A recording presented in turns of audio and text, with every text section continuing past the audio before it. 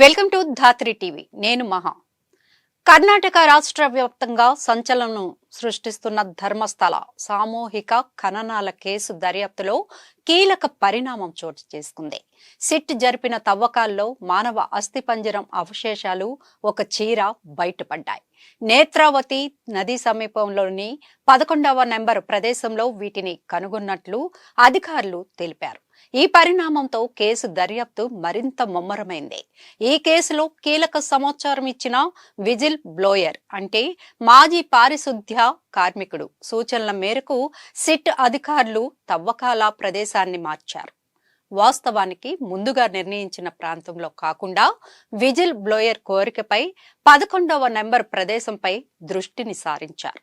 అక్కడ జరిపిన తవ్వకాల్లో అస్థిపంజరంతో పాటు ఓ చీర లభ్యం కావడంతో సిట్ అధికారులు దర్యాప్తును వేగవంతం చేశారు. ఇదే సమయంలో ఈ కేసుకు సంబంధించి ఆర్టీఐ కార్యకర్త జయంత్ సంచలన ఆరోపణలు చేశారు. బెల్తంగడి పోలీసులు 2000 నుంచి 2015 మధ్య కాలానికి చెందిన అసహజ మరణాల రిజిస్టర్ యూడీఆర్ నుంచి అన్ని వివరాలను తొలగించారని ఆయన ఆరోపణలు చేశారు.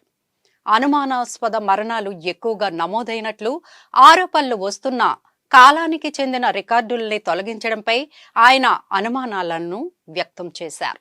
ఒక బాలిక మృతదేహాన్ని చట్టవిరుద్ధంగా అధికారుల సమక్షంలోనే పూడ్చిపెట్టడం తాను కల్లారా చూశానని జయంత్ సిట్ బృందానికి ఫిర్యాదు చేశారు. ఈ కేసులో ప్రధాన సాక్షిగా ఉన్న మాజీ పారిశుద్ధ్య కార్మికుడు దర్యాప్తు అధికారి జితేంద్ర కుమార్ దయామా ముందు తన వాంగ్మూలాన్ని నమోదు చేశారు. తన గుర్తింపును దాచిపెట్టేందుకు నల్లని ముసుగు ధరించి ఆయన అధికారుల ముందుకు వచ్చారు.